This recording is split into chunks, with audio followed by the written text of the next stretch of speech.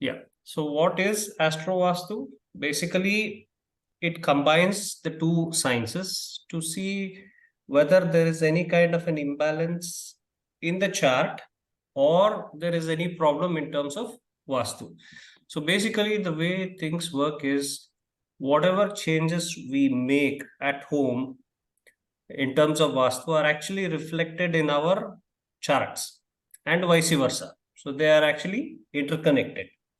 So till maybe you would have noticed that probably you kept an item in some place, it's left for 6 months, 1 year. You don't even you might be seeing it every day, but you are not moved. Suddenly, maybe the bhukti changes, and you just say, okay, let me move this item from here to some other place. So what has happened? Bhukti changed, so you would have moved that item, irrespective of what that item is. Maybe it was connected to Mars, it was connected to Saturn, doesn't matter what, but you will automatically move it from location A to location B. So if it is going to work out positive, well and good, it would have done the job. If it was supposed to have, trigger some negative impact, again, you would have taken the object from where it was not creating a problem to where it is going to create a problem. So both the ways, these two sciences are interconnected. Now, basically, these are some steps we have already discussed about the sequence of how you take the client's problem and then you start addressing it one by one.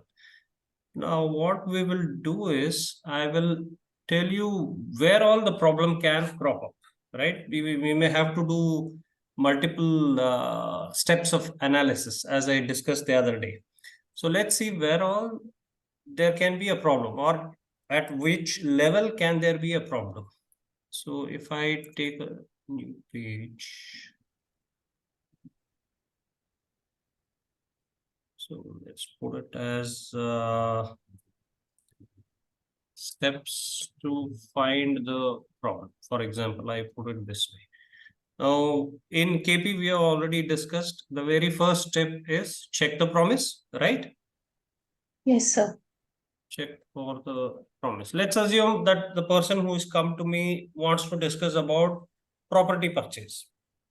So the very first thing that I will do is check for the promise. So if there is no promise, there is no further analysis. You have already got your answer in the very first step. There is no need to do any more analysis. So this is the step one. Now, if there is a promise and the native is still saying, yes, I have a problem. I am not able to do, I'm not able to go ahead with the purchase, or something is wrong with whatever he or she is saying, something not happening the way the client wants to see it happen. So what is the second one? Second step could be maybe the DBA is not allowing, right? Allowing the event, right? The Dasha Bhukti Antara is probably negating, meaning if it is for property purchase, maybe it is showing 3. 3 is a fruitful significator or 3 is a strong significator. So it won't allow in that Dasha Bhukti or Antara, right? Maybe the client says, I'm trying for the last, let's say, 2 years, but I have the money, I can't buy the property. Something or the other is blocking. So what is blocking? Maybe promise is there, but Dasha is not allowing. Dasha is negating the purchase of property.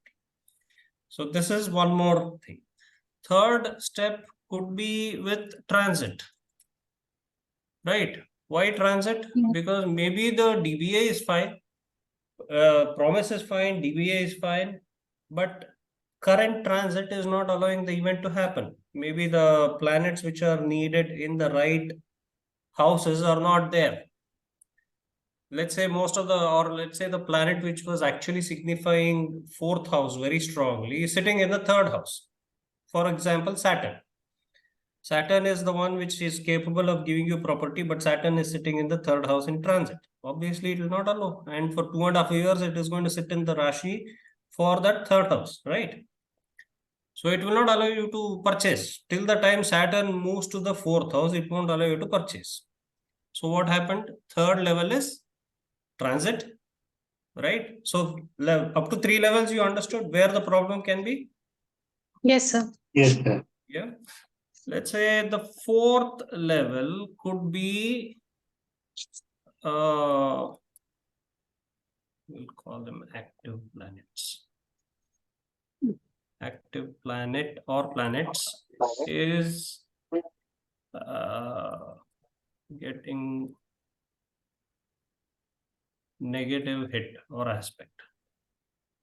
Okay, this is one more. We will discuss about this in depth today.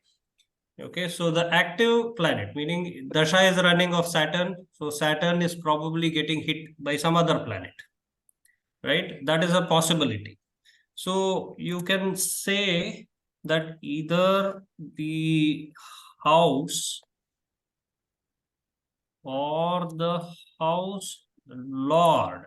When I say house lord, it simply means the owner of the house is being hit. Okay, this is one more possibility why the event is not materializing. Okay, then the last step, or maybe there could be one more, but I'm just trying to take it in a sequence. So if you see all the four are working fine, why is the event still not happening? Maybe there is a problem in one of the zones. Zone that has to, let's say, deliver or that signifies the event is having a negative aspect. Right, so somewhere you will be able to catch hold of the problem. If it is none of these, most probably the chart is incorrect, or the best way is go with the Prashna Kundli and you will be able to figure out why it is not happening. So this is for a natal chart. Let's put it this way. Steps to find the problem. You can use the same concept in Prashna also, no harm in that. But I'm just saying, because if assuming the client has come to you, he's given the chart and you are going step by step. If none of them are, giving you the right answer, then go for Prashna Kundli. But this sequence, you understood? Yes, sir. Where the problem could be. Very first step, there is a promise which says no, then no need to do any further analysis. You can tell the client this event will not happen. So you already caught where the problem is. But you can go step by step to figure out where is the problem.